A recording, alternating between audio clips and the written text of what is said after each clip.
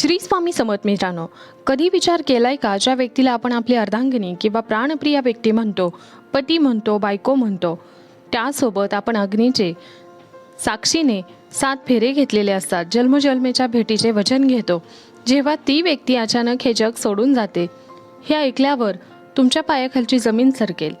मृत्यू म्हणजे फक्त शरीराचा अंत आहे, पण त्या आत्म्याचं काय होतं, जो तुमच्या भेटीसाठी आतुर होऊन उभा असतो. काय नवरा बायको पुन्हा कधी भेटू शकतात, की आपल्या कर्माच्या भिंती या नात्याला कायमचं तोडून टाकतात? आजचा हा व्हिडिओ फक्त माहिती नाही, तर तुमच्या रडणाऱ्या मनाला मिळणारं एक उत्तर आहे. आपण विज्ञानाच्या तर्काच्या पलीकडे जाऊन गरुड पुराणाच्या पानापानात लपलेलं हे रहस्य उलगडणार आहोत, जे ऐकून कदाचित तुम्हाला आज शांत झोप लागेल किंवा तुमचं आयुष्य बदलून जाईल. तत्पूर्वी तुम्ही जर चॅनलवर नवीन असाल तर चॅनलला सबस्क्राईब करा आणि कमेंट बॉक्समध्ये श्री स्वामी समर्थ नक्की लिहा. हा व्हिडिओ नक्कीच शेवटपर्यंत पाहत राहा, कारण आज तुम्हाला तुमच्या प्रश्नाचं उत्तर नक्कीच मिळणार आहे. बऱ्याच जणांना असे प्रश्न पडतात की माझे मिस्टर, माझी बायको मला आज सोडून गेली. काय आम्ही पुन्हा कधी भेटू? स्वामींच्या कृपेने आमची पुन्हा गाठ पडेल का? हे ऐकलं ना की अगदी विचाराने मन शांत व्हायला होतं. मृत्यू हे जीवनाचं एकमेव सत्य आहे, ते आपण नाकारू शकत नाही.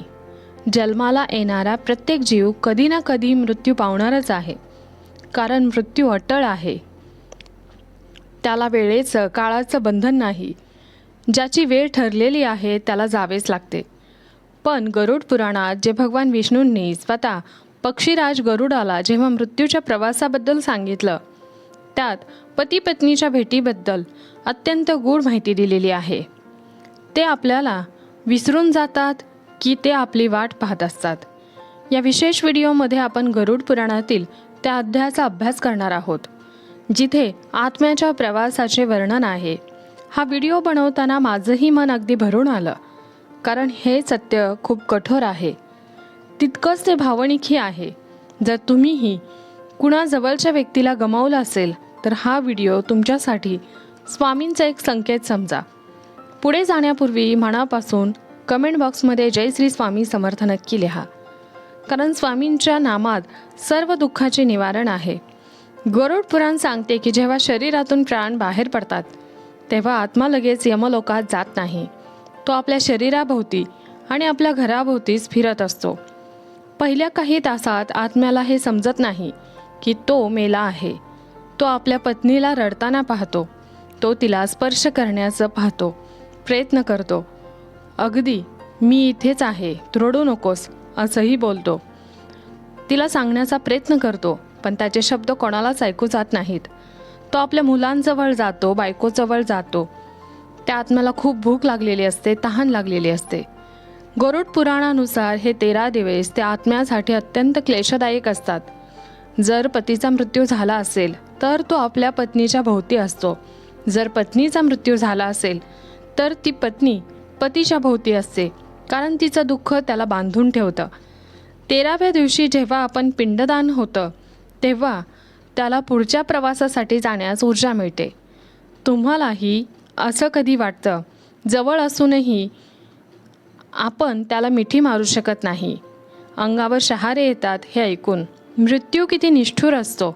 तुम्हालाही असं कधी वाटलंय का की कुणीतरी घरात आहे पण दिसत नाही?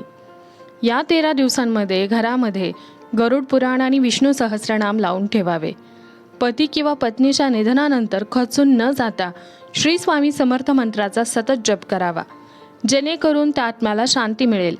13 दिवसात केलेलं शुद्ध दान त्या आत्म्याला पुढच्या प्रवासात भोजन म्हणून मिळतं. आपण म्हणतो की लग्न हे 7 जन्माचं नातं असतं. गरुड पुराणात याला ऋणानुबंध म्हणतात. एखादी व्यक्ती आपल्या आयुष्यात पती किंवा पत्नी म्हणून का येते? कारण मागील जन्मातलं काही देणं घेणं बाकी असतं. गरुड पुराणानुसार ज्या पती पत्नीमध्ये अत्यंत प्रामाणिक प्रेम असतं आणि ज्यांनी एकमेकांची कधीही दगाफटका केलेला नसतो, त्यांचे ऋणानुबंध इतके घट्ट असतात की मृत्यू देखील त्यांना तोडू शकत नाही. जेव्हा असा आत्मा यमलोकाच्या वाटेवर असतो तेव्हा त्याच्या मनात आपल्या जोडीदाराचे विचार चालू असतात. गरुड पुराण सांगतो की जर तुमचं पुण्य प्रबळ असेल तर तुम्हाला यमलोकातून पुढे पितृलोकात जाता येतं. तिथे तुमचे पूर्वज तुमची वाट पाहत असतात. विचार करा, मृत्यूच्या त्या भयान वाटेवर सुद्धा त्या आत्म्याला फक्त आपल्या जोडीदाराची आठवण असते. आपल्या जोडीदाराशी कधीही खोटं बोलू नका. जर तुमच्या हातून काही चुका झालेल्या असतील तर जिवंतपणेच त्यांची माफी मागा. प्रत्येक जर अमावस्येला पती किंवा पत्नीच्या नावाने अन्नदान करा. स्वामी समर्थांची सेवा केल्याने हे ऋणानुबंध पवित्र होतात. गरुड पुराणात एका नदीचा उल्लेख आहे. तिचं नाव आहे वैतरणी नदी. मृत्यूच्या 1 तास आधी थरकाप होतो. ज्याचा मृत्यू होणार आहे त्याला आधीच थोडीशी चाहूल लागलेली असते. त्या जीवाला माहीत असतं की आज काहीतरी अनिष्ट घडणार आहे. वैतरणी नदी ही रक्ताने भरलेली असते. यमलोकाकडे जाताना प्रत्येक आत्म्याला ही नदी पार करावी लागते. गरुड पुराण सांगतो की ज्या पती पत्नीने आयुष्यात एकत्र राहून धर्माचं पालन केलं आहे, दानधर्म केला आहे, त्यांच्यासाठी यमदूत एका नावेत आणतात. पण ज्यांनी पाप केला आहे, जोडीदाराचा छळ केला आहे, ते या नदीत अडकून पडतात. इथेच पती आणि पत्नीची ताटातूट होते. जर एकाचं पुण्य जास्त असेल तर तो पार होतो आणि दुसऱ्याचं पाप जास्त असेल तर तो तिथेच ओरडत राहतो. एकाचा नावेतून प्रवास करणारे 2 जीव कर्मामुळे एकमेकांपासून कायमचे लांब होतात व वैतरणी नदीतून सुटका होण्यासाठी जिवंतपणेच गोदान किंवा गायीची सेवा अत्यंत महत्त्वाचे आहे. दररोज श्री स्वामी समर्थांच्या फोटोसमोर बसून माझ्याकडून काही चूक झाली असेल तर क्षमा करा अशी प्रार्थना करा. यामुळे कर्माचा भार हलका होतो. मुळात कोणतीही गोष्ट किंवा कर्म करताना स्वामी मला बघत आहेत हे लक्षात ठेवूनच कर्म करावे, म्हणजे तुमच्या हातून पाप आणि चुका कमी घडतील. गरुड पुराणातील हे सर्वात मोठे रहस्य आहे की लोक विचारतात, आम्ही पुढच्या जन्मात पुन्हा नवरा बायको होऊ का? गरुड पुराणानुसार आत्मा कधीही मरत नाही, फक्त कपडे बदलावे तसे शरीर बदलतो. जर पती आणि पत्नी दोघांचीही इच्छा पुन्हा एकत्र येण्याची असेल आणि त्यांचे संस्कार जुळत असतील तर नक्कीच निसर्ग त्यांना पुन्हा एकत्र आणतो. पण दरवेळी ते पती पत्नीच असतील असं नाही. कधीकधी ते पिता पुत्री, कधीकधी भाऊ बहीण किंवा कधीकधी जिवलग मित्र म्हणून जन्माला येतात. कारण प्रेमाचा उद्देश फक्त शरीर नसतं तर आत्म्याचं समाधान असतं. ज्यांना मोक्ष हवा असतो ते पुन्हा जन्माला येत नाहीत, ते थेट स्वामींच्या चरणी विलीन होतात. हे ऐकताना थोडं वाईट वाटतं ना की नातं बदलू शकतं, पण विचार करा, त्या आत्म्याला फक्त तुमची सोबत हवी असते, मग ती कोणत्याही रूपात का असेना. हीच खरी भक्ती आहे. जर तुम्हाला पुन्हा हेच नातं हवं असेल तर संकल्प करून 21 दिवस स्वामी चरित्र सारामृताचे वाचन करा. तुमच्या मनातील शुद्ध इच्छा स्वामी नक्कीच पूर्ण करतात. अनेक भक्तांना अनुभव येतो की गेलेली व्यक्ती स्वप्नात येते. गरुड पुराणात संकेत मानतात की आत्मा जेव्हा मृत्यूनंतर स्थिर होतो तेव्हा तो आपल्या प्रियजनांना संदेश देण्यासाठी स्वप्न हे माध्यम वापरतो. पण जर तुमचा जोडीदार स्वप्नात तुम्हाला काही खायला मागत असेल किंवा मग रडताना दिसत असेल तर त्याचा अर्थ असा होतो की तो आत्मा अजूनही तृप्त झालेला नाही. शांतपणे असताना किंवा आशीर्वाद देताना दिसले तर समजा की यमलोकांची परीक्षा आता संपली, ते आता सुखी आहेत. एक प्रकारच्या भेटीची खूण आहे.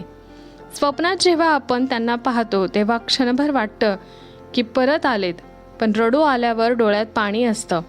तुम्हालाही असं स्वप्न कधी पडलेत का? कमेंटमध्ये हो नक्की म्हणा. जर स्वप्नात गेलेली व्यक्ती वारंवार दुःख रूपात दिसत असेल तर नारायण बळी किंवा मग त्रिपिंडी श्राद्ध करून घ्यावे. दररोज श्री स्वामी समर्थ मंत्राच्या 11 माळा जप कराव्यात. गरुड पुराणातील प्रेतकल्प सांगतो की यमराजाच्या दरबारात सर्व आत्मे आपल्या कर्माच्या रांगेत उभे असतात. त्या रांगेमध्ये उभा असताना प्रेम नसतं, भावना नसतात, असतो तो फक्त पश्चाताप. यमराजाच्या दरबारात सर्व आत्मे आपल्या कर्माच्या निकालाची वाट पाहत रांगेत उभे असतात. तिथे भेट होणं शक्य असतं, पण तिथे मोह माया नसते, तिथे फक्त पश्चाताप असतो. यमराज त्यांना आपल्या मागील आयुष्य पडद्याप्रमाणे दाखवत असतात. जर दोघांनीही भक्ती केली असेल तर यमराज त्यांना पुन्हा एकत्र प्रवासासाठी जाण्याची परवानगी देतात. पण हे फक्त 1% लोकांच्या बाबतीत घडतं, ज्यांनी आपलं आयुष्य स्वामींच्या चरणी अर्पण केलं आहे. त्या गर्दीत आपला जोडीदार आपल्याला ओळखेल का हा विचार करूनच मनाला धडकी भरते. पण स्वामींच्या भक्तांना ओळखण्याची गरज नसते, कारण त्यांच्या कपाळावरच स्वामींच्या नावाचं तेज असतं. आयुष्यात कधीही कोणाचं मन दुखवू नका. पती पत्नीने एकत्र बसून रोज किमान 15 मिनिटे नामस्मरण करा.